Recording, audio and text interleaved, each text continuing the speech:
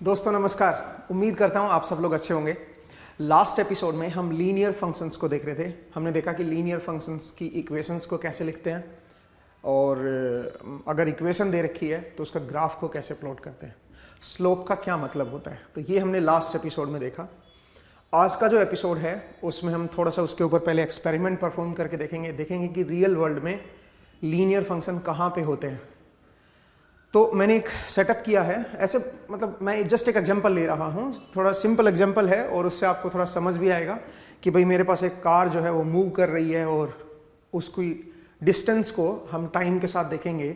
Distance को time का function हम प्लॉट करेंगे और देखते हैं कि भाई वो जो है वो लीनियर मोशन है, उसका मतलब लीनियर फंक्शन की तरह उसकी मोशन को हम दिखा सकते हैं या नहीं दिखा सकते उसकी डिस्टेंस को। तो अभी इसको परफॉर्म करेंगे, लेकिन उससे पहले मैं एक जानकारी आपको दे दूं कि आपने फंक्शंस तो पढ़ा बट उसके ऊपर क्वेश्चंस मैंने 2-3 ही करवाए, तो मुझे उम्मीद है आपको क्वेश्चंस की भी ज़्यादा ज़रूरत पड़ेगी। तो आप जब मैं पोलिनोमियल फंक्शंस ख़त्म करूँगा तो हमारे ट्यूटोरियल सेशंस भी स्टार्ट हो जाएंगे। तो आपको क्वेश्चंस का अगर देखना है तो मैं कुछ सिंपल क्वेश्चन, कुछ बढ़िया क्वेश्चंस ट्यूटोरियल सेशंस में डिस्कस करूँगा। उसकी PDF जो है वो हम सेशन के डिस्क्रिप्शन में लिंक दे देंगे, वहाँ से आप PDF को डाउनलोड कर सकते हो और वहाँ से जैसे पोलिनोमियल फंक्शन मेरा जैसे ही खत्म होगा तो उसमें हम linear function, quadratic, cubic functions ये सब पढ़ेंगे। तो उन सब के मैं 10 से 12, 15 क्वेश्चंस आपको उसमें दूंगा, उसमें PDF फॉर्म में, और उनका सॉल्यूशन भी आपको मैं करवाऊंगा, तो आप वहाँ से वो चीज़ देख सकते हो। तो चलिए वापस अब इस एक्सपेरिमेंट के ऊपर आते हैं। और इस एक्सपेरिमेंट में मैं आपको बता दूँ कि मेरे पास एक कार है और एक स्केल है। स्केल के साथ कार जो है मूव करेगी और हम क्या करेंगे, हम उसके अलग अलग इंस्टेंट पे उसकी लोकेशन को ट्रेस करने की कोशिश करेंगे और उससे फिर एक ग्राफ प्लॉट करेंगे कि भाई कैसे मेरा टाइम के साथ डिस्टेंस कैसे कवर कर रहा है। तो चलिए मैं इसको दिखाता हूँ आपको और इस एक्सपेरिमेंट को फिर हम परफॉर्म करते हैं और फिर इसके इंस्टेंट से इसको प्लॉट करने की कोशिश करते हैं। तो देखिए दोस्तों, हमारे पास ये सेटअप है एक छोटा सा। तो इस सेटअप में सबसे पहले मैं थोड़ा सा एक्सप्लेन कर देता हूँ कि क्या चीज़ कैसे हमने लगा रखी है। तो सबसे पहले तो यहाँ पे मेरे पास कार है जो आगे मूव करेगी। इसको हम आगे की तरफ खींचेंगे। आप देख सकते हो ये मेरा थ्रेड है और थ्रेड से हम इस कार को थोड़ा आगे की तरफ खींचने की कोशिश करेंगे, इस तरफ लेके आएंगे। यहाँ पे हमने एक स्केल लगा रखा है जो इसकी डिस्टेंस को मेजर करेगा और यहाँ पे मेरा टाइमर है जो टाइम को दिखाएगा आपको। तो टाइमर में ये जो पॉइंट है ये मिली सेकेंड का है, ये सेकेंड का है, ये मिनट का है। हमारा जो मेन फोकस रहेगा वो हमारा मिली सेकेंड पे एंड सेकेंड्स पे ही रहेगा, क्योंकि बहुत छोटा पाथ है तो बहुत जल्दी कवर हो जाएगा। दूसरा, यहाँ पे मैंने एक मोटर लगा रखी है। मोटर से हम क्या करेंगे, इस थ्रेड को खींचने की कोशिश करेंगे। थ्रेड खींचेगा, उससे कार आपकी आगे मूव करेगी और मोटर की जो स्पीड है, मोटर को जो कंट्रोल है मोटर का, वो मेरे पास यहाँ पे है। उससे मैं मोटर को कंट्रोल कर सकता हूँ।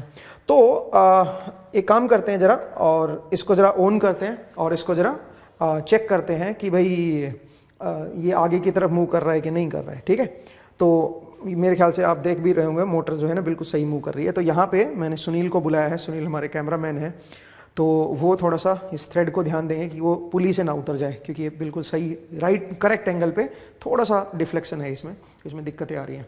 चलिए दोस्तों, तो सबसे पहले इसको परफॉर्म करते हैं और फिर हम क्या करेंगे, आप इसका कॉन्टिन्यूस मोशन देखोगे और कॉन्टिन्यूस मोशन को आप पकड़ नहीं पाओगे। तो हम क्या करने वाले हैं, हम फिर इसके स्नैपशॉट लेंगे, अलग अलग पोजीशन पे इसको देखेंगे कि जब ये इस पोजीशन पे थी तो क्या टाइम था, इस पोजीशन पे थी तो क्या टाइम था, और उसके हिसाब से इसका ग्राफ प्लॉट करने की कोशिश करेंगे। देखते हैं कि ग्राफ जो है वो लीनियर है कि नहीं है।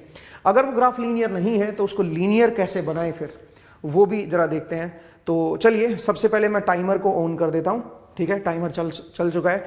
अब जरा मैं क्या करूँगा, मैं जरा इसको मूव करूँगा, ठीक है, जिससे कार मेरी मूवमेंट आए। तो चलिए दोस्तों स्टार्ट करते हैं। तो यू रेडी सुनील? ओके, चलिए थोड़ा सा टाइट नहीं करना आपको, बस धागा जैसे ही नीचे आए तब थोड़ा सा ऊपर करना है। ठीक है, तो चलिए दोस्तों मैं जरा स्टार्ट कर रहा हूँ इसको।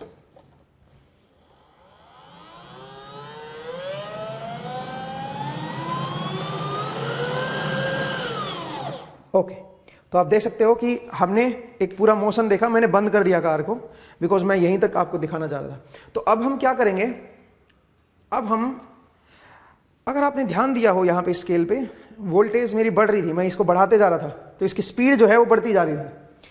अब हम क्या करेंगे, हमने एक मोशन देखा है, ठीक है, उस मोशन में हम लोग अलग अलग टाइम पे इसको देखने वाले हैं और इसका ग्राफ प्लॉट करेंगे। देखते हैं कि ग्राफ जो है वो लीनियर आता है कि लीनियर नहीं आता है। ठीक है, तो चलिए बोर्ड पे चलते हैं एंड इसको प्लॉट करके देखते हैं। आपको स्क्रीन भी कुछ स्नैपशॉट भी बोर्ड पे दिख जाएंगे साथ साथ जब मैं प्लॉट करूंगा, सो दैट आप जो है उसको देख सको एंड उसको प्लॉट कर सको। तो दोस्तों आपने पहला एक्सपेरिमेंट देखा और उस एक्सपेरिमेंट में हमारी कार मूव कर रही थी। अब हमें उसकी डिस्टेंस को टाइम के साथ प्लॉट करना है। अब वो इतना जल्दी मोशन था कि आप अगर वीडियो को पॉज करके भी देखोगे तो शायद आप इंस्टेंट को ना पकड़ पाओ। तो हम क्या कर रहे हैं, मैं आपको यहाँ पे लोकेशन और टाइम दोनों ही दिखाऊंगा और साथ साथ आप स्क्रीनशॉट देख पाओगे जिनसे हमने उनको मेजर किया है। तो चलिए जरा इसको प्लॉट करते हैं। तो सबसे पहले ये मेरी टाइम एक्सिस है और टाइम एक्सिस पे मैं यहाँ पे 20 सेकंड को ले रहा हूँ। ये मेरा 21 सेकंड है, मतलब मैं ओरिजिन से नहीं शुरू कर रहा हूँ। 20 सेकंड, 21 सेकंड, 22। वैसे आप इसको स्केल पे मेजर बनाओगे ना तो ज़्यादा अच्छा बनेगा भाई।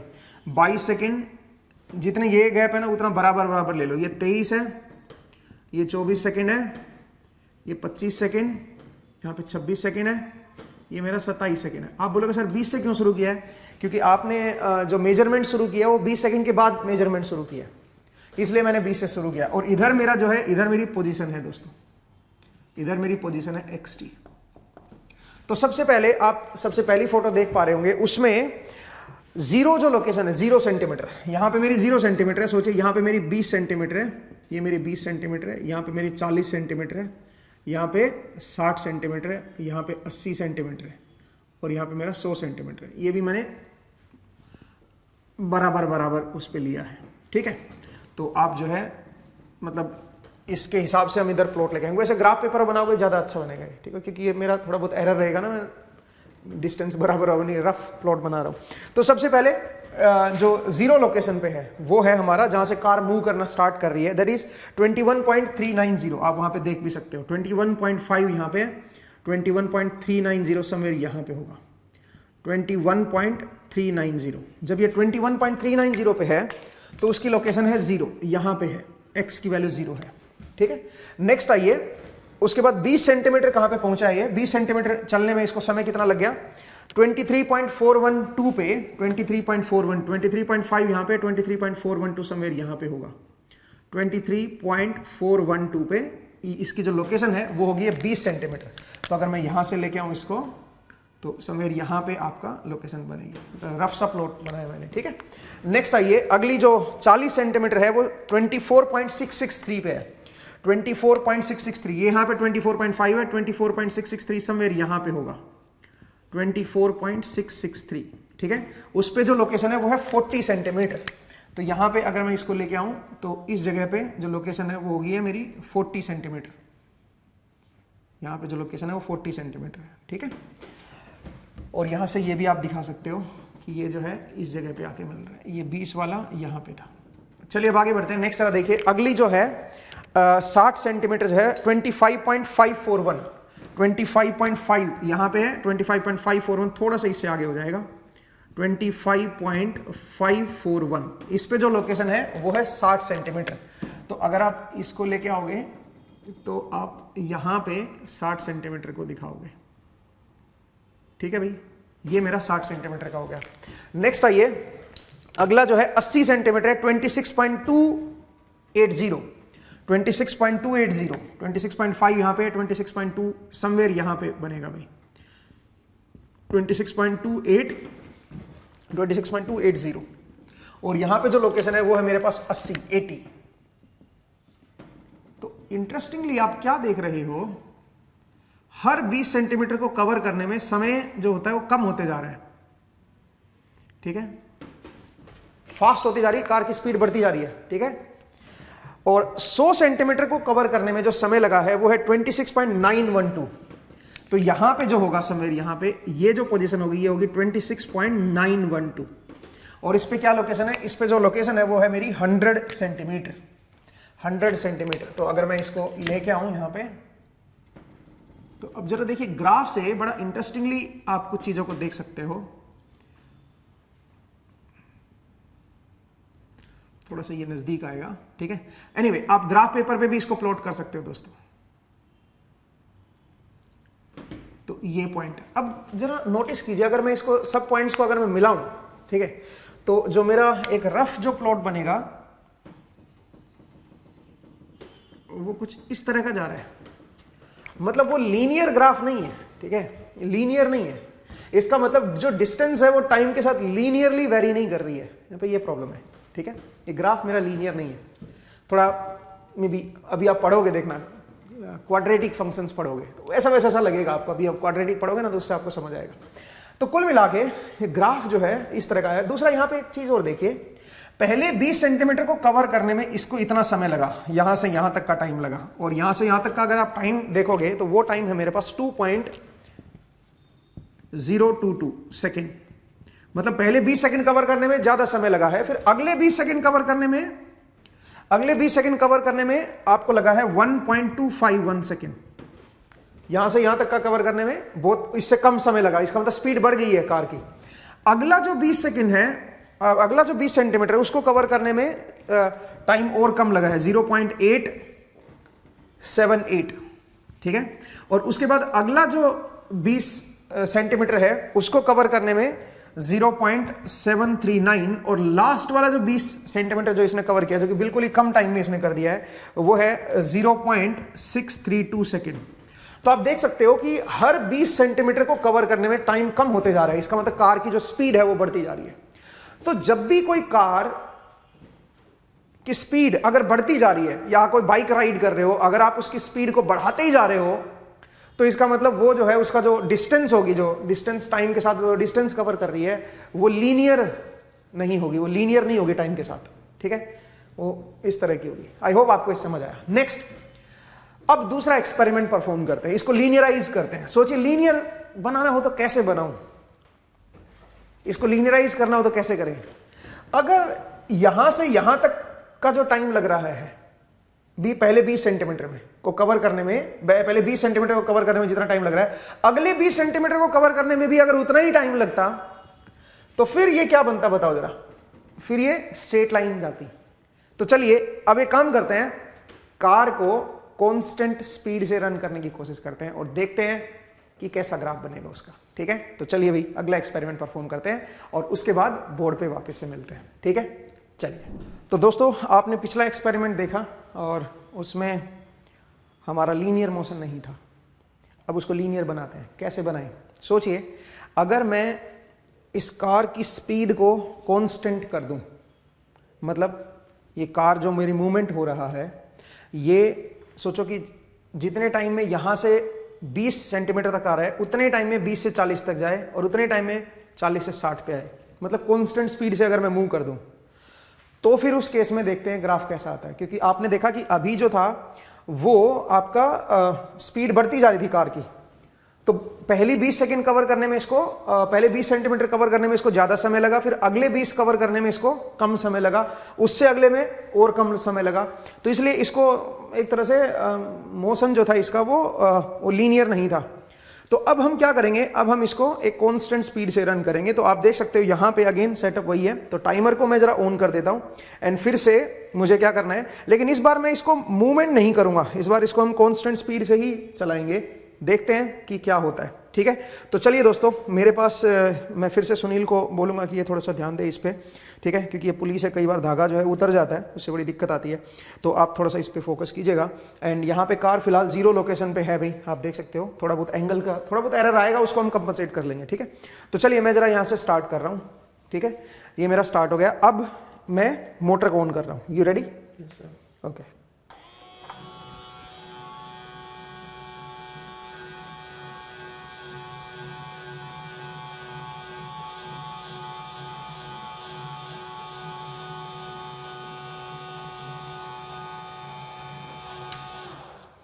ओके दोस्तों, तो आपने देखा कि इस बार हमने कोई ज़्यादा मूवमेंट नहीं की इसके ऊपर, ठीक है, और कार जो है बस सीधा आगे मूव कर रही थी। हालांकि आपने देखा कि थोड़ा थोड़ा ये मैं भी पता नहीं है, रुक रुक के मुझे ऐसा लग रहा था। देखते हैं, वो तो ग्राफ से ही प्लॉट होगा तो पता चलेगा कि इसका मोशन जो है वो किस तरह का है। इस बार हमने कोई ज़्यादा एक्शन नहीं किया इसके ऊपर बस पुली चल रही थी और एक कॉन्स्टेंट हमने स्पीड से इसको रोटेट कर रहे थे। तो कार भी आपकी कॉन्स्टेंट स्पीड से आपकी आगे की तरफ बढ़ रही थी, ठीक है। अब जरा इसका ग्राफ प्लॉट करते हैं।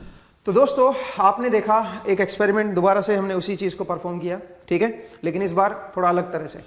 तो अगेन मैं कुछ इंस्टेंट हमने निकाले हैं और उन इंस्टेंट्स को मैं के बेसिस पे मैं ज़रा ग्राफ को प्लॉट करूँगा। तो ज़रा देखिए, ये मेरे टाइम एक्सिस हैं और इधर मैं डिस्टेंस को दिखाऊंगा आपको xt। तो अगेन मैं 0 टाइम से नहीं मेजरमेंट स्टार्ट कर रहा हूं। मेरा जो मतलब इस बार मैं 0 लोकेशन को नहीं दिखाऊंगा आपको। आप बोलोगे सर क्यों नहीं दिखा रहे हो 0 लोकेशन को? क्योंकि उसका कारण है कि शुरू में जैसे आप किसी चीज को खींचते हो तो जो मैसिव बॉडी होती है, जिनमें मास होता है, वो एकदम से कांस्टेंट स्पीड पे नहीं आती हैं, उनको समय लगता है आने में। तो इसलिए हम पहले 0 से 20 को नेग्लेक्ट कर रहे हैं, उसको नहीं देख रहे हैं हम लोग, 20 से शुरू करते हैं। तो पहली जो 20 सेंटीमीटर जो हुआ है वो टाइम अगर आप देखोगे, ये 20 है, ये 40 है, ये आपकी 60 है, ये 80 है, ठीक है। तो यहाँ पे 20 सेंटीमीटर, यहाँ पे 40 सेंटीमीटर, यहाँ पे 60 सेंटीमीटर, यहाँ पे 80 सेंटीमीटर, बस इतना ही इंस्टेंट हमने देखे हैं। तो टाइम भी मेरा 0 पे नहीं है। अगर आप 20 सेंटीमीटर को देखोगे, आपको यहाँ पे स्क्रीन पे दिखाया गया होगा, वो है 9.773, ठीक है, 9.773। तो चलिए मैं यहाँ पे एक काम करता हूँ, यहाँ पे मैं 8 लिख लेता हूँ। ये 8 सेकेंड है, ये मेरे पास 9 सेकेंड है, ये मेरे पास 10 सेकेंड है, 11, 12, 13, 14, 15, 16, ये मेरी सेकेंड्स में है मेरे पास, ठीक है। एंड एक और दिखा देता हूं मैं, 17, चलिए 18 तक भी दिखा देता हूं। ये मेरे पास है 17 एंड 18। मैंने कोशिश की है कि इनके बीच का जो गैप रहे ऑलमोस्ट बराबर रहे। हालांकि थोड़ा बहुत एरर इसमें जरूर रहेगा क्योंकि मैं एग्जैक्टली मतलब रफ ग्राफ प्लॉट कर रहा हूं। तो चलिए कोई बात नहीं। तो पहली जो डिस्टेंस आपने मेजर किया वो 20 सेंटीमीटर पे मेजर किया है, पहली स्क्रीनशॉट, वो है 9.773। तो 9.5 यहाँ पे है, 773 समवेयर यहां पे कहीं होगा, 9.773, ठीक है। और उस पे आपने 20 सेंटीमीटर को देखा है, तो लोकेशन मेरी यहां पे है, ठीक है भाई, 9.773। नेक्स्ट आइए 40 सेंटीमीटर। 40 सेंटीमीटर है 12.330, 12.5 यहां पे, 12.330 समवेयर यहां पे होगा दोस्तों, इस जगह पे होगा मेरा 12.330। और उस पे कितनी है लोकेशन है बताओ? 40 सेंटीमीटर है। तो आप 40 सेंटीमीटर को इधर ले आओ, ठीक है। और यहां पे मेरे पास क्या है, ये पॉइंट आ गया, ठीक है जी। नेक्स्ट आइए अगला जो है 60 सेंटीमीटर। तो 60 सेंटीमीटर कहां पे है, जरा फोटो में देखिए, वो फोटो दिखाई गई होगी। तो 60 सेंटीमीटर वाली जो लोकेशन है वो है मेरे पास 60 वाली है 14.912। तो 14.912 समवेयर यहां पे आएगी भाई, 14.912, ठीक है। ये है मेरा 60 वाला। नेक्स्ट आइए, नेक्स्ट है मेरे पास 80 सेंटीमीटर। 80 सेंटीमीटर 17.496। 80 सेंटीमीटर को अगर आप देखोगे तो ये है भाई मेरा 17.496, 17.5 ही मान लो, ऑलमोस्ट 17.496, ठीक है। जो रीडिंग ली गई है उनमें थोड़ा बहुत एरर है भाई, ये बता देता हूं मैं आपको। हम एक रफ सा ग्राफ प्लॉट कर रहे हैं, यहां पे आएगा। तो अगर मैं इन सब पॉइंट्स को मिलाऊं तो इंटरेस्टिंगली इस बार जो होगा, इस बार ये एक स्ट्रेट लाइन पे लाई करेंगे, ठीक है। इस बार ये एक बिल्कुल स्ट्रेट बनेगा और यहां से यहां तक का जो गैप नजर आएगा आपको, हालांकि बिल्कुल एग्जैक्टली तो सेम नहीं होगा, बट थोड़ा बहुत एरर आएगा क्योंकि हमने जो रीडिंग ली है उनमें थोड़ा बहुत एरर है। तो थोड़ा बहुत एरर आप जो है ना वो आप फील करोगे। डिफरेंस मैं बता देता हूं, यहां पे है 2 पॉइंट, अगर मैं 2 डेसिमल तक लिखूं तो 2.56 ये सेकंड का गैप है। मतलब पहले 20 सेंटीमीटर या 20 से 40 पे पहुंचने में 2.56 सेकंड का समय लगा है, अगले में पहुंचने में 2.58 का समय लगा है, और अगले में 2.58, अगेन 2.58। इसका मतलब आप देख सकते हो कि हर 20 सेंटीमीटर को कवर करने में बराबर समय लग रहा है। थोड़ा बहुत एरर है यहाँ पे कि रीडिंग हमने थोड़ी प्रॉपर नहीं ली है, बट क्योंकि हमारा इतना फास्ट स्पीड कैमरा नहीं है, ठीक है, तो उसकी वजह से हमें थोड़ी सी दिक्कत फील हो रही है। तो आप देख सकते हो कि यहाँ पे हमारे पास क्या है, लीनियर ग्राफ है। तो जब भी आपकी कोई मोशन ऐसा है जिसमें स्पीड कांस्टेंट है और लीनियर मोशन है, स्ट्रेट लाइन मोशन है, स्ट्रेट लाइन मोशन में अगर मेरी स्पीड कांस्टेंट अगर आप कर दोगे तो उससे डिस्टेंस का टाइम के साथ जो ग्राफ बनेगा दोस्तों वो लीनियर ग्राफ बनेगा, ठीक है। तो आप देखिए प्रैक्टिकल यूज क्या है लीनियर ग्राफ का। ऐसे बहुत सारे और एग्जांपल हैं जिनमें लीनियर ग्राफ आपको मिल सकते हैं, ठीक है। तो एक एग्जांपल मैंने आपको छोटा सा दिया क्योंकि ये आगे चल के आपके फिजिक्स में यूज होगा, जिसमें हम मोशन वगैरह पढ़ेंगे तो वहां पे इस कंसेप्ट का हम यूज करेंगे। तो इसलिए मैंने सोचा कि यही एक्सपेरिमेंट क्यों ना दिखाया जाए जो आगे आपको यूज में आएगा। तो चलिए दोस्तों, मुझे उम्मीद है आपको समझ आया। अब हम मूव करते हैं अपने अगले फंक्शन की तरफ, जिसमें हम पढ़ेंगे क्वाड्रेटिक फंक्शंस। ठीक है, तो दोस्तों आपने एक्सपेरिमेंट देखा अभी, और उसमें देखा कि कैसे हमारा जो लीनियर फंक्शन है वो फिजिकली उसका क्या सिग्निफिकेंस है, कहाँ पे हम लीनियर फंक्शंस को दिखाते हैं, उसका क्या मतलब है। असल में कोई चीज़ अगर किसी वेरिएबल के साथ लीनियरली वेरी कर रही है तो उसका क्या मीनिंग है। ठीक है, जो पर्टिकुलर जो एक्सपेरिमेंट था उसमें क्योंकि डिस्टेंस टाइम के साथ लीनियरली वेरी कर रही थी, तो इसका मतलब आप कह सकते हो स्पीड मेरी कांस्टेंट है। अगर स्पीड मेरी कांस्टेंट होगी तो लीनियरली वेरी करेगा। ये हम ऑलरेडी डिस्कस कर चुके हैं। तो अब हम क्या करने वाले हैं, अब हम वापस आ रहे हैं अपने पॉलिनोमियल फंक्शन के ऊपर, और अब हम एक और पावर को बढ़ाते हैं। क्योंकि अगर आपको याद हो, हमने स्टार्ट किया था एक पॉलिनोमियल फंक्शन से जिसमें हमने n जो था, पावर जो थी, उसको हमने एक बार 0 किया, एक बार हमने 1 किया। अब हम n जो हाईएस्ट पावर है उसको 2 करेंगे। तो चलिए जरा इसको भी परफॉर्म करके देखते हैं, और इसको पहले समझते हैं मैथमेटिकली, और फिर इसके एक एप्लीकेशन जो है, इसकी मल्टीपल एप्लीकेशन हो सकती हैं। जैसे लीनियर फंक्शन जो था उसकी मल्टीपल एप्लीकेशन हो सकती है। मैंने एक पर्टिकुलर एप्लीकेशन आपको दिखाई कि प्रैक्टिकली वो कहाँ इस्तेमाल होता है, क्यों आप उस चीज़ को पढ़ते हो। तो चलिए अब हम वापस आते हैं, और जरा देखिए मैं आपको बताऊं कि हम पढ़ रहे थे पॉलिनोमियल फंक्शन के बारे में। तो पॉलिनोमियल फंक्शन की जो जनरल फॉर्म होती है वो कुछ इस तरह की होती है, an-1 x to the power n-1 plus up to a2x square plus a1x plus a0। ये हमारे पास पॉलिनोमियल फंक्शन की जनरल फॉर्म होती है। अब अगर मैं यहां पे n की वैल्यू को 2 कर दूं, क्योंकि n की वैल्यू को 0 और 1 ऑलरेडी हम देख चुके हैं, अगर मैं n की हाईएस्ट वैल्यू को 2 कर दूं तो ये जो फंक्शन बनेगा, ये फंक्शन अब मेरे पास ये बनेगा a2x square plus a1x plus a0, इस तरह का फंक्शन बनेगा। और ऐसे फंक्शन को हम बोलते हैं क्वाड्रेटिक फंक्शन। Quadratic function. अब इसका ग्राफ किस तरह का होता है, अगर आप इसको इंडिपेंडेंट वेरिएबल के साथ इसको प्लॉट करोगे तो यहां पे कई सारी पॉसिबिलिटी हैं दोस्तों, कई तरह के ग्राफ पॉसिबल है। यहां पे जरा देखिए, मैं जरा आपको पॉसिबिलिटीज बता रहा हूं। यहां पे कम से कम 6 पॉसिबिलिटीज आपको नजर आएंगी कि 6 तरह के इसके ग्राफ बन सकते हैं, depending on the value of a0, a1 and a2। 6 possible graph बन सकते हैं। जरा देखिए कैसे, कौन कौन से पॉसिबल ग्राफ बन सकते हैं। तो सबसे पहले ये मेरा fx है और ये मेरा x वेरिएबल है। तो अगर मैं इसको प्लॉट करके देखूं तो ऐसा हो सकता है कि इसका ग्राफ जो है वो इस तरह का हो, एक पैराबोला को रिप्रेजेंट करेगा दोस्तों। ये पैराबोलिक ग्राफ बनेगा, इसको पैराबोला बोलते हैं। ठीक है, तो हो सकता है ये रियल एक्सिस को, मतलब एक्स एक्सिस को 2 जगह पे कट करे। जो रियल एक्सिस, जो एक्स एक्सिस है मेरी, उसको 2 जगह पे कट करे और ऊपर की तरफ हो। बट जरूरी नहीं है, ऐसा भी हो सकता है कि ये रियल एक्सिस को 2 जगह कट करे बट ये नीचे की तरफ हो, ऐसा भी हो सकता है। और ये अगर आपको मैं दिखाऊं तो ये मैंने पॉजिटिव साइड में दिखाया एक्स की, ऐसे नेगेटिव साइड में भी हो सकता है। ठीक है, आप इसको ये पॉइंट्स को स्पेसिफिक मत बनिए कि केवल पॉजिटिव साइड मैंने दिखाया, तो मतलब नेगेटिव साइड पे भी हो सकता है, इस तरफ हो सकता है, ऊपर की तरफ या नीचे की तरफ। ठीक है, तो ये दूसरी पॉसिबिलिटी है दोस्तों। ये पहली पॉसिबिलिटी थी, ये दूसरी पॉसिबिलिटी है। और पॉसिबिलिटी देखिए, ऐसा हो सकता है कि ये जो फंक्शन है ये एक्स एक्सिस को केवल टच करे, ऐसे एक पॉइंट पे टच करे बस। और एक और पॉसिबिलिटी है कि भाई ये जो है ये नीचे की तरफ टच करे, मतलब ऐसा भी हो सकता है कि ये इस तरह का हो। ठीक है भाई, ये भी पॉसिबिलिटी है। तो ये नंबर 3 हो गई, ये नंबर 4 होगी। और क्या पॉसिबिलिटी हो सकती है, और भी पॉसिबिलिटी हो सकती है कि भाई ये ना तो ये क्रॉस करे एक्स एक्सिस को और ना ही टच करे। तो नेक्स्ट पॉसिबिलिटी जो है वो इस तरह की हो सकती है कि बिल्कुल ही ऊपर हो पूरी तरह से।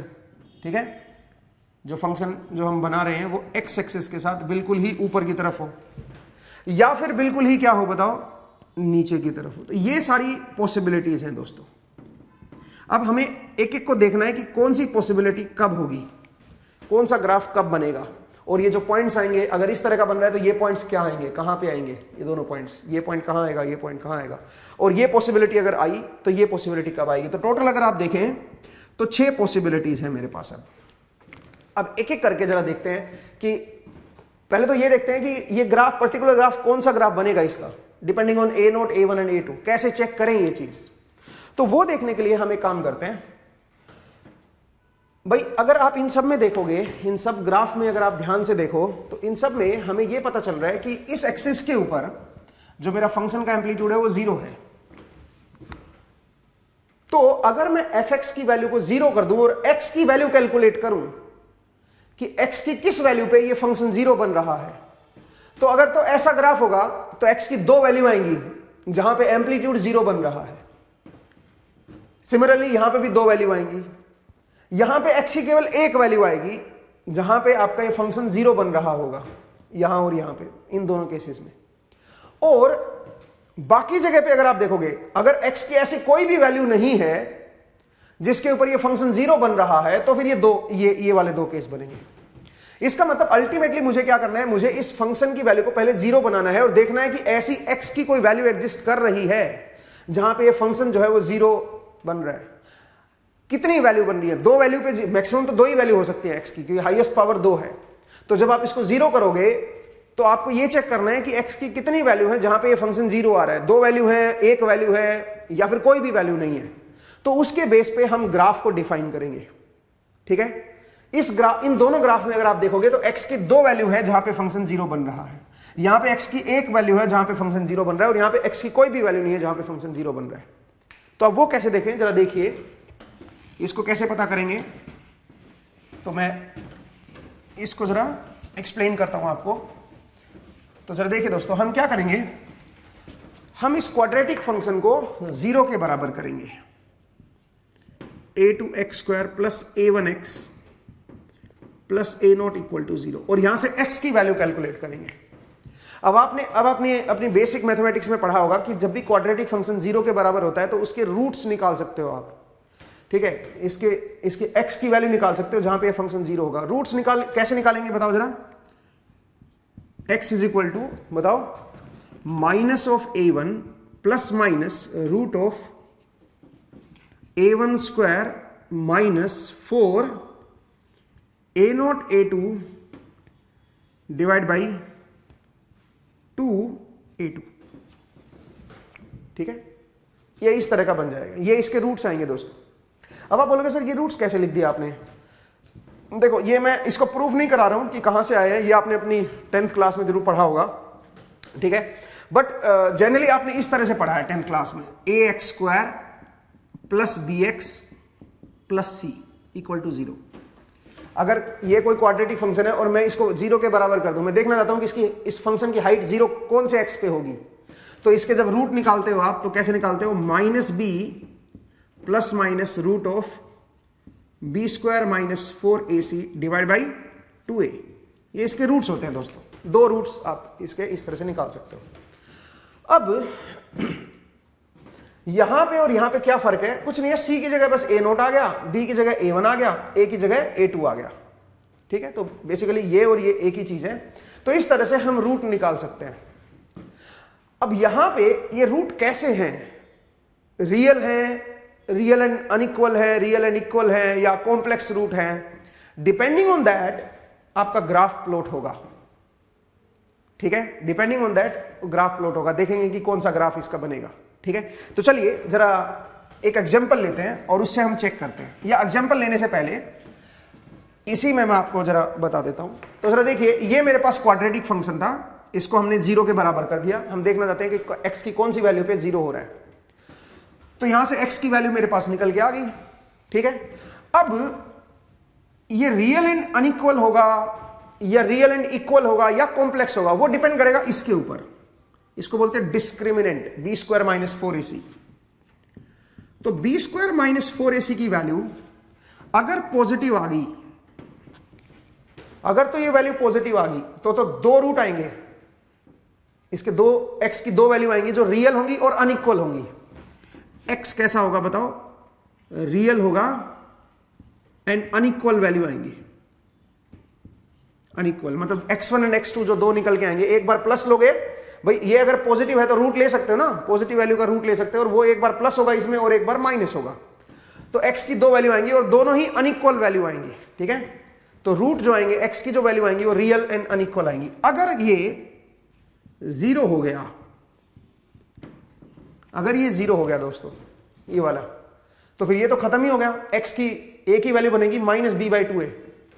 तो इसका मतलब है जो दो रूट बनेंगे, कि असल में तो पावर 2 है तो दो ही तो रूट आनी चाहिए ना, मैक्सिमम रूट इसके x की जो वैल्यू आनी चाहिए वो 2 आनी चाहिए, ठीक है, क्योंकि पावर 2 है। अगर पावर 3 होती तो 3 रूट आते, तो फिलहाल 2 रूट आएंगे। लेकिन यहां पे जब ये 0 हो जाएगा तो दोनों रूट बराबर होंगे -b/2a के बराबर।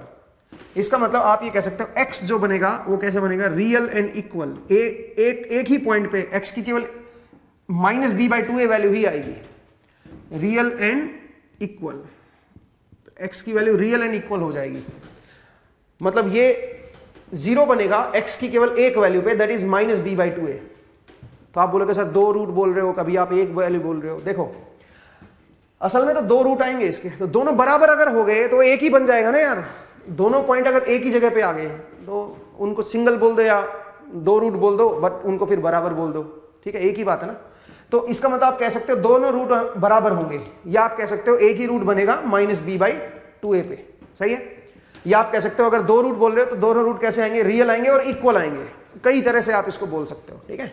तो ये मेरे पास दूसरा केस बन गया। एक और केस है जहां पे b² - 4ac अगर क्या हो जाए बताओ, लेस देन 0।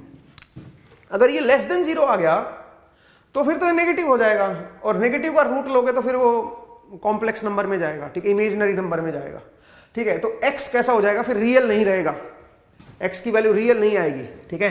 तो x जो है वो नॉट रियल लिख दो आप, रियल नहीं रहेगा वो। मतलब ऐसी x की कोई रियल वैल्यू नहीं है जिस पे ये जो फंक्शन है ये टच करे या कट करे, ठीक है। तो इसके बेसिस पे आप चेक कर सकते हो ग्राफ को। तो चलिए अब एक एक करके जरा देखते हैं, ठीक है, एक एक करके जरा देखते हैं। मैं इसको रब कर रहा हूं भाई, और एक एग्जांपल लेता हूं, ठीक है, एक एग्जांपल लेता हूं और उसका फिर ग्राफ को हम जरा एनालाइज करते हैं।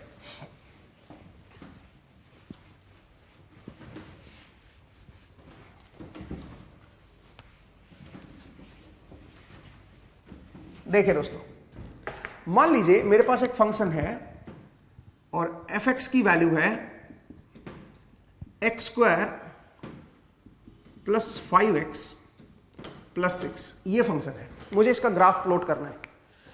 तो इसके ग्राफ को कैसे देखें, किस तरह का ग्राफ बनेगा x के साथ। तो मैंने क्या बोला, मैंने बोला सबसे पहले इसको 0 करते हैं।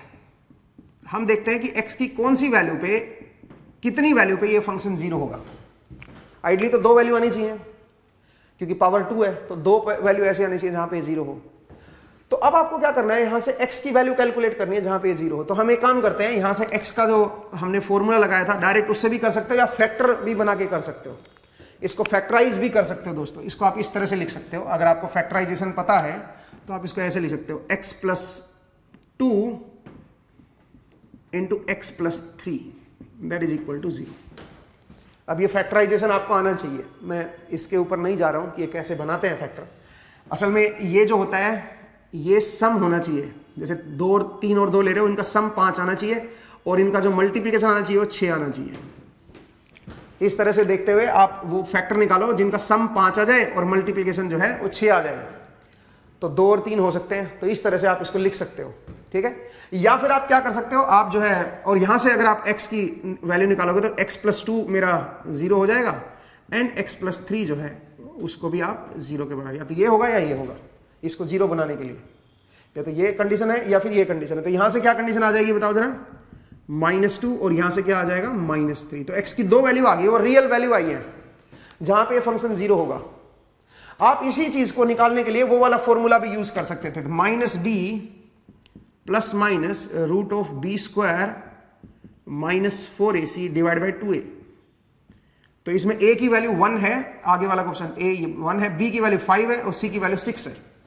तो ये पुट करके आप ये वैल्यू निकाल सकते हो। तो अगर मैं पुट करूंगा तो बताओ क्या बनेगा, b की वैल्यू क्या हो जाएगी -5, b की वैल्यू 5 है ना, तो 5 पुट कर दी मैंने, -5 ± √b², तो 5 का स्क्वायर करोगे तो 25 - 4ac, a की वैल्यू 1 है, c की वैल्यू 6 है, तो 1 × 6 is 6 only, divide by 2a, 2 times of a की वैल्यू मेरी 1 है, ठीक है। तो अगर मैं इसको सोल्व करूंगा तो ये बनेगा -5 ± √, बताइए क्या बना है, 25 माइनस 24, तो यहाँ पे क्या बन गया, यहाँ पे तो केवल 1 ही रह गया, और डिवाइड बाई 2, तो एक बार प्लस ले लो एक बार माइनस ले लो, और 1 का रूट 1 ही होता है दोस्तों, तो ये बन जाएगा -5 + 1 डिवाइड बाई 2, और एक बनेगा -5 - 1 डिवाइड बाई 2, तो यहां से आ जाएगा -2 और यहां से आ जाएगा -3। आप डिस्क्रिमिनेंट को भी देख सकते थे, डिस्क्रिमिनेंट मेरा 1 है, तो डिस्क्रिमिनेंट अगर मेरा 1 है इसका मतलब ये ग्रेटर देन 0 है, और अगर ग्रेटर देन 0 है तो हम क्या बोलेंगे बताओ, तो हम बोलेंगे कि इसके जो रूट्स होंगे वो रियल एंड अनइक्वल होंगे, ठीक है। तो आप देख सकते हो रूट्स कैसे आ रहे हैं, रियल एंड अनइक्वल। इसका मतलब x की ऐसी दो वैल्यू है जहां पे ये फंक्शन जो है वो 0 के बराबर आ रहा है, इसकी हाइट जो है वो 0 हो रही है, तो यहां से मुझे ये आइडिया तो लग गया कि इसका ग्राफ रफली किस तरह का होगा। तो ये मेरी x एक्सिस है, ये मेरी x एक्सिस है भाई, और ये मेरा fx है इधर। अब मुझे ग्राफ बनाना है इसका, तो जरा देखिए कैसे बनाएंगे। मुझे पता चल गया एक -2 पॉइंट और एक -3 पॉइंट, ये ऐसे दो पॉइंट हैं जहां पे ये -1 है, ये है मेरा -2 पॉइंट, ये है -2 और ये है मेरा -3 और ये है मेरा -4। इसका मतलब इस पॉइंट पे फंक्शन की हाइट जो है 0 के बराबर है, और इस पॉइंट पे फंक्शन की हाइट जो है 0 के बराबर है। अब यहां पे दो पॉसिबिलिटी है दोस्तों, या तो ये फंक्शन जो पैराबोला बनेगा वो इस तरह का बनेगा, या फिर इसका उल्टा बनेगा।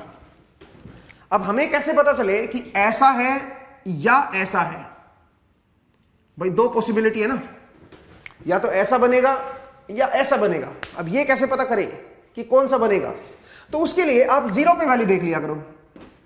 अगर तो ये ग्राफ हुआ तो 0 पे नेगेटिव वैल्यू आएगी, 0 पे फंक्शन की जो हाइट आएगी वो नेगेटिव आएगी, और अगर ये ग्राफ हुआ तो x = 0 पे फंक्शन की वैल्यू पॉजिटिव बनेगी, ऊपर बनेगी।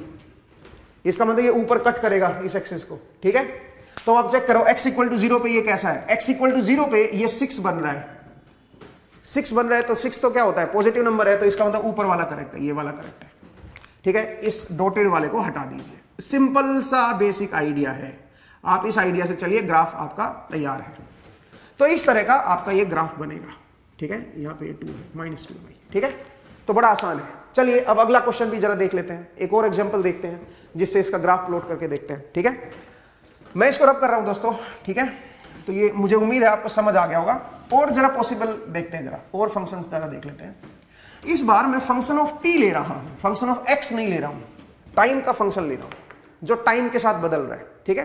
तो जरा देखिए, मेरे पास मान लीजिए कोई फंक्शन है ft and that is equal to t² + 4t + 4। मान लीजिए मैंने इस तरह का फंक्शन ले लिया और मैं चाह रहा हूं इसका ग्राफ प्लॉट किया जाए।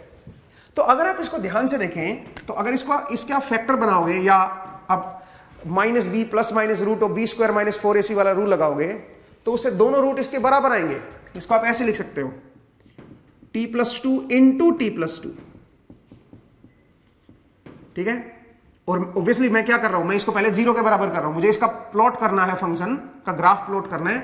तो सबसे पहले मुझे ये देखना है कि 0 को कब कट करेगा, ये 0 पे कब आएगा, इसकी हाइट 0 कब होगी। तो मैंने क्या किया, इसको ऐसे लिख दिया, t² + 4t + 4 = 0। सबसे पहला काम ये होता है कि इसको आप ये देखो कि कौन से t की वैल्यू पे, कौन से टाइम की वैल्यू पे ये फंक्शन की हाइट जो है वो 0 बन रही है, तो इसको 0 कर दो।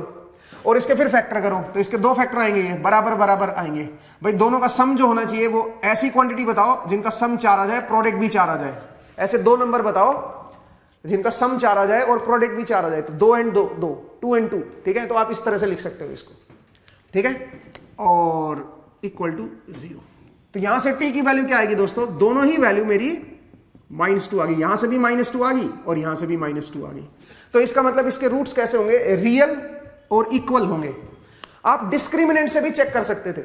अगर आप b² - 4ac की वैल्यू निकाल के देखें, तो b² - 4ac क्या होगा, b ये है 4, तो b² करोगे तो 16 - 4, a की वैल्यू मेरी 1 है और c की वैल्यू मेरी 4 है, तो ये 4 कर दो तो ये 0 आ जाएगा। इसका मतलब डिस्क्रिमिनेंट मेरा 0 हो गया। तो इसके रूट्स कैसे आएंगे, रियल एंड इक्वल, ठीक है। तो इसके रूट्स जो आपके बनेंगे वो रियल एंड इक्वल बनेंगे, दोनों ही रूट बराबर आ गए। इसका मतलब क्या हुआ, इसका मतलब ये हुआ कि अगर मैं इसका ग्राफ बनाऊं ft का t के साथ, तो दो अलग अलग वैल्यू पे ग्राफ जो है वो इस 0, ये जो रियल एक्सिस है इसको कट नहीं करेगा, क्योंकि यहां पे दो अलग अलग वैल्यू नहीं आई, अब केवल एक ही वैल्यू आई है, -2। इसका मतलब जो -2 वाला पॉइंट है, उस -2 वाले पॉइंट पे फंक्शन की हाइट जो है 0 होगी, फंक्शन की हाइट 0 होगी, और वो केवल एक ही पॉइंट पे होगी। तो इसका मतलब या तो जो ग्राफ है वो ऐसा बनेगा, या वो ग्राफ जो है वो नीचे की तरफ बनेगा, मतलब या तो वो ऐसा बनेगा ऊपर की तरफ, या फिर कैसा बनेगा, या फिर वो इस तरह का बनेगा दोस्तों। अब सवाल ये उठता है कि हमें कैसे पता चले कि ये बनेगा कि ये बनेगा। अगेन आप जरा जीरो पे देखो, t इक्वल टू जीरो पे। अगर इस ग्राफ को देखोगे तो ये पॉजिटिव पॉइंट पे आएगा, इसकी हाइट पॉजिटिव आएगी जीरो पे, और इस ग्राफ को अगर देखोगे तो t इक्वल टू जीरो पे नेगेटिव हाइट बनेगी। तो अब अपने को क्या करना है, अपने को बस t इक्वल टू जीरो पे हाइट देख लेनी है। तो t equal to zero put करके देखो इस फंक्शन में, अगर t equal to zero put करोगे तो यहाँ पे 4 बनेगा, इसका मतलब पॉजिटिव हाइट आ रही है। तो इसका मतलब ऊपर वाला ग्राफ ठीक है, नीचे वाला ग्राफ हटा दीजिए। समझ आया?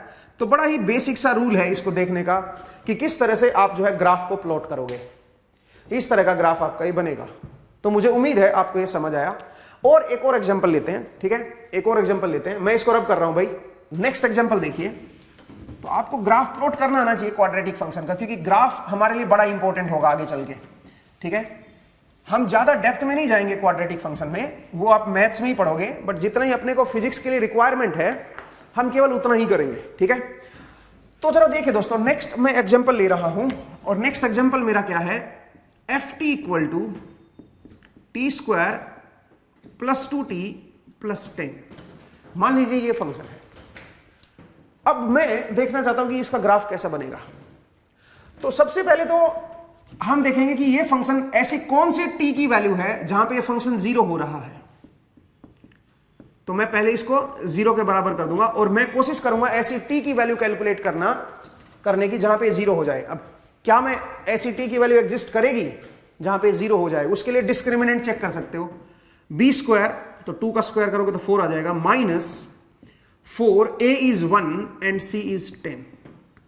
तो डिस्क्रिमिनेंट की जो वैल्यू आएगी वो नेगेटिव आएगी दोस्तों। 4 माइनस 40 तो माइनस 36 हो गया, विच इज लेस देन 0। तो इसका मतलब है डिस्क्रिमिनेंट अगर नेगेटिव हो गया तो इसका मतलब इसके 0 ये कभी भी नहीं आएंगे। ऐसी t की कोई वैल्यू नहीं आएगी रियल वैल्यू जहां पे ये फंक्शन की हाइट जो है वो 0 हो जाए। इसका मतलब क्या हुआ? इसका मतलब है ये जो फंक्शन बनेगा, या तो ये ऑलवेज क्या रहेगा बताओ जरा, एफ टी के साथ, या तो ऑलवेज ये ऊपर की तरफ रहेगा, या ऑलवेज ये नीचे की तरफ रहेगा। अब ये कैसे पता चले कि ऑलवेज ऊपर आएगा या ऑलवेज नीचे आएगा? t इक्वल टू 0 पे अगर ऑलवेज ऊपर है तो t इक्वल टू 0 पे ये कहां पे आएगा? पॉजिटिव हाइट पे आएगा, कहीं ना कहीं पॉजिटिव पॉइंट पे कट करेगा इसको। t इक्वल टू 0 पे इसकी हाइट पॉजिटिव आएगी। और अगर ये नीचे की तरफ है तो t इक्वल टू 0 पे नेगेटिव पॉइंट आएगा। अब t की वैल्यू 0 पुट करके देखो इसमें, अगर मैं t की वैल्यू 0 पुट करूंगा तो 10 हाइट आएगी फंक्शन की। इसका मतलब 10 तो पॉजिटिव है, ऊपर है, तो इसका मतलब ये वाला ग्राफ सही है, ये वाला ग्राफ गलत है। तो इस तरह से आप ग्राफ को देख सकते हो। लेकिन अगला सवाल ये उठता है कि सर ठीक है t इक्वल टू 0 पे 10 आएगा, तो हमें कैसे पता चले कि एक्सिस के इस तरफ आएगा कि इस तरफ आएगा? अभी तक तो ऐसी दिक्कत आई नहीं थी, क्योंकि अभी तक तो रियल एक्सिस पे पॉइंट आ रहे थे, तो उन पॉइंट से आप इधर या उधर प्लॉट कर देते थे। भाई अगर वो पॉइंट अगर नेगेटिव साइड में है तो नेगेटिव साइड प्लॉट कर देते थे, और अगर वो साइड पॉजिटिव पॉइंट है तो पॉजिटिव साइड प्लॉट कर देते, ऐसे ही कर देते अभी तक तो। लेकिन इसमें तो कोई पॉइंट आया ही नहीं रियल एक्सिस पे, तो हमें ये कैसे पता चले कि ये जो ग्राफ है वो नेगेटिव साइड आएगा कि पॉजिटिव साइड आएगा? अब वो कैसे देखें कि नेगेटिव साइड आएगा कि पॉजिटिव साइड आएगा? भाई ऐसा भी हो सकता है कि मेरा जो ग्राफ है वो इस तरफ आ जाए, ठीक है, मुझे कैसे पता चले? तो उसको देखने का एक आसान सा तरीका है। आपने 0 पे तो देख लिया कि 0 पे इसकी हाइट जो है 10 है, तो इसका मतलब ये ऐसा भी हो सकता है ग्राफ, रियल एक्सिस को देखो कहीं कट नहीं कर रहा है, और यहां पे t इक्वल टू 0 पे क्या है? 10 हाइट है। या फिर ऐसा भी हो सकता है, जरा देखिए, या फिर ऐसा भी हो सकता है, और आप देख सकते हो 0 पे क्या हाइट है? 10। अब सवाल ये उठता है कि इनमें से कौन सा ठीक है? फिर इनमें से कौन सा ठीक है, ये कैसे चेक करेंगे? तो ये चेक करने के लिए आप एक काम कीजिए, 1 पे हाइट चेक कर लो। 1 पे ग्राफिकली देखो कितना आसान हो जाता है हमारे लिए। अगर 1 पे जो हाइट है वो 10 से ज्यादा है तो ये ग्राफ होगा, और अगर 1 पे हाइट जो है 10 से कम है तो फिर ये ग्राफ होगा। सिंपल, ठीक है। तो जरा देखिए 1 पे देखते हैं। अगर 1 पे देखोगे तो हाइट जो है वो ज्यादा नजर आ रही है, 10 + 2 + 1। टी की वैल्यू 1 पुट करो ना यार, टी की वैल्यू 1 पे 13 बन रहा है, तो इसका मतलब हाइट जो है 1 पे ज्यादा है 10 से, तो इसका मतलब ये वाला ग्राफ सही है, ठीक है। तो इस तरह से आप देख सकते हो कि कौन सा ग्राफ जो है वो सही आएगा। मुझे उम्मीद है आपको ये किस्सा जो है ये समझ आया, क्वाड्रेटिक फंक्शन के ग्राफ को कैसे देखते हैं कि कौन सा ग्राफ जो है बनेगा, उसका ग्राफ हमारे लिए बड़ा इंपॉर्टेंट है। ठीक है, आगे चल के आप देखिएगा कि इस तरह के ग्राफ्स को हम यूटिलाइज करेंगे, यूज करेंगे। ठीक है, नेक्स्ट जरा देखिए, एक दो स्टेप और इसमें आगे बढ़ते हैं।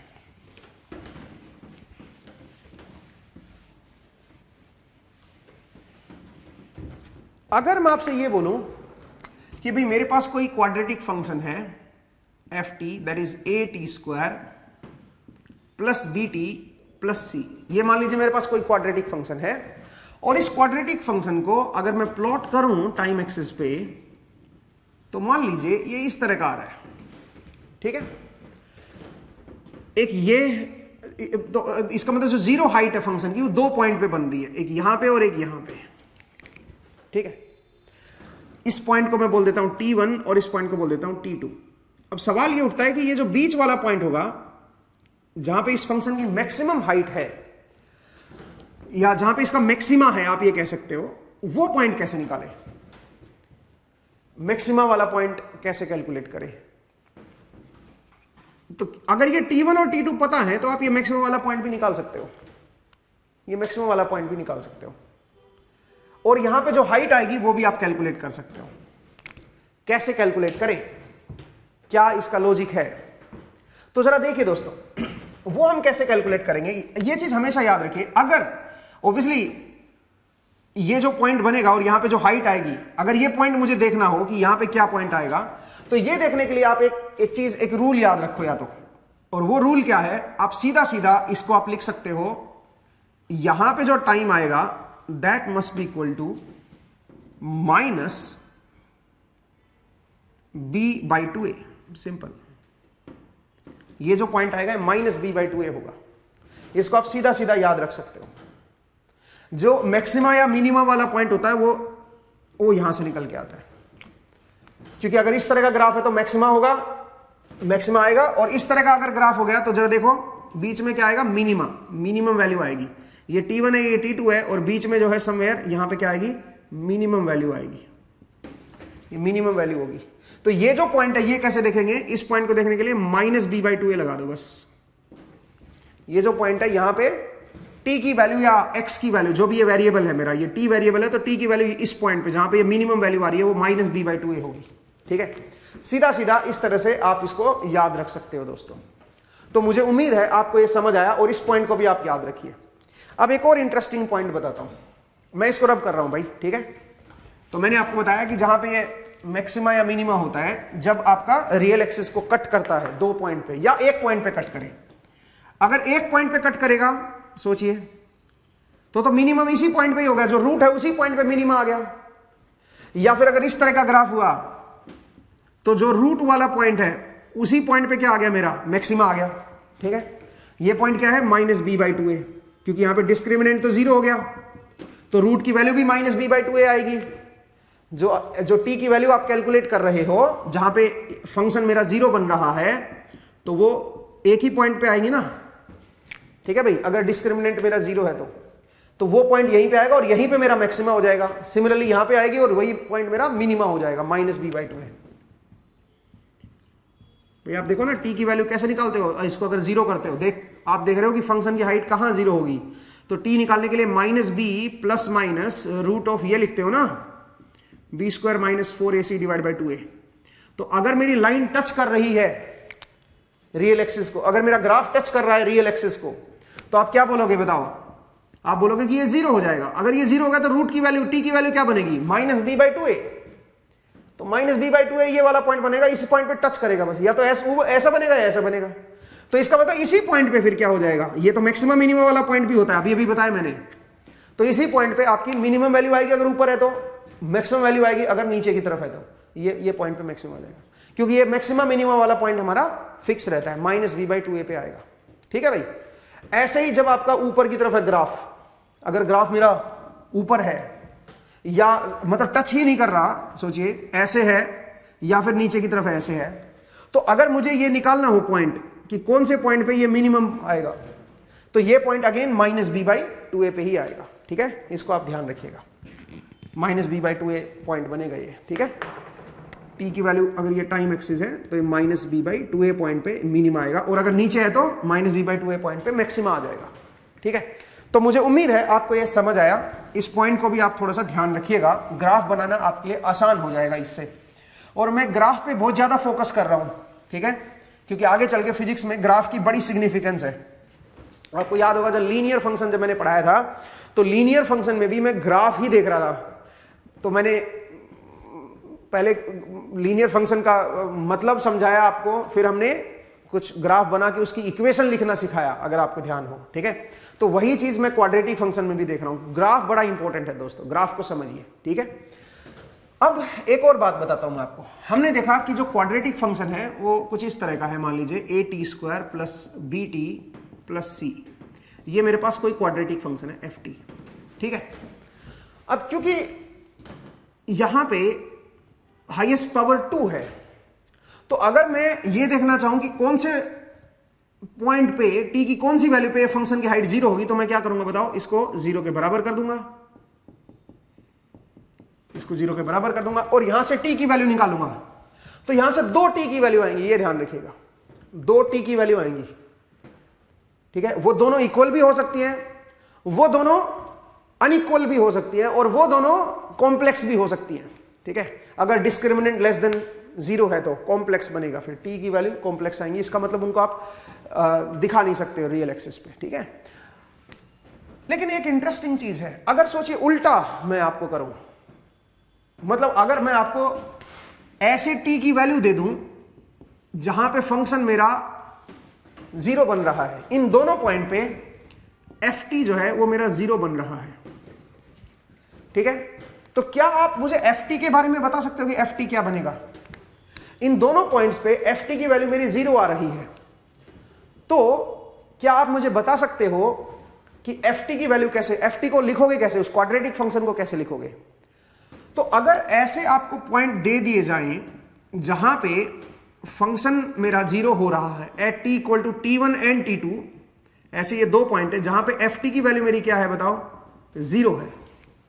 इन दोनों पॉइंट पे फंक्शन की वैल्यू मेरी 0 है, तो एफ टी को लिखना मेरे लिए बहुत आसान हो जाएगा। F T is equal to T square minus, यहां पे लिखो sum of roots, sum of roots into T plus product of roots, product of roots. ठीक है जी, ये बन जाएगा भाई मेरा एफ टी। तो चलिए जरा करके देखते हैं, अगर ये वाला होता तो क्या बनता बताओ, ये बनता टी स्क्वायर माइनस, बताओ अब क्या लिखेंगे इसमें, सम ऑफ रूट्स, इन दोनों का रूट्स का सम क्या बनेगा बता सकते हो? इन दोनों का सम जो बनेगा वो बनेगा 1 टी, प्लस इन दोनों का जो प्रोडक्ट आएगा वो क्या आएगा, -6। तो एफ टी की जो वैल्यू आएगी दोस्तों वो मेरे पास ये आएगी, टी स्क्वायर माइनस टी -6, ये मेरे पास जो है एफ टी बनेगा। तो मुझे उम्मीद है आपको ये समझ आया कि किस तरह से अगर आपको रूट्स दे दिए जाएं जहां पे फंक्शन की हाइट 0 बन रही है तो आप उससे फंक्शन को कैसे लिखोगे, मतलब उल्टा स्टेप आपको करना आना चाहिए। ठीक है, तो उल्टा स्टेप भी आप इस तरह से लिख सकते हो, इस चीज को भी याद रखिएगा। ठीक है, तो मुझे उम्मीद है आपको ये समझ आया। ठीक है, तो आज भाई हम इतना ही करेंगे। अगली क्लास में हम क्या करेंगे, अगली क्लास में इसकी एक प्रैक्टिकल एप्लीकेशन देखेंगे कि भाई ये प्रैक्टिकली कहां यूज होता है, क्यों हमने क्वाड्रेटिक फंक्शन पढ़ा, और खासकर जो फिजिक्स है उसमें तो देखना क्वाड्रेटिक फंक्शन आप बहुत सारी जगह पे देखोगे। तो जब नेक्स्ट क्लास आएगी तो उसमें हम इसकी एक एप्लीकेशन देखेंगे, इसके ऊपर एक एक्सपेरिमेंट परफॉर्म करेंगे और देखते हैं कि उसका ग्राफ किस तरह का होता है। ठीक है, और उसको जरा बना के देखते हैं एंड उसके बाद आगे बढ़ेंगे भाई। ठीक है, उसके बाद n की वैल्यू को 3 भी करेंगे एक बार, तो 3 तक हम थोड़ा सा बढ़ेंगे, 3 से आगे नहीं जाएंगे क्योंकि वो फिर बहुत ज्यादा हो जाएगा। तो n की वैल्यू 3 तक ही जाएंगे, उसके बाद हमारा पॉलिनोमियल फंक्शन जो है वो खत्म हो जाएगा। तो आज के एपिसोड में हम इतना ही करते हैं दोस्तों। नेक्स्ट एपिसोड में फिर से आपसे मुलाकात होगी। अपना ख्याल रखिए, पढ़ते रहिए, मुस्कुराते रहिए। नेक्स्ट टाइम मिलते हैं। Thank you and take care.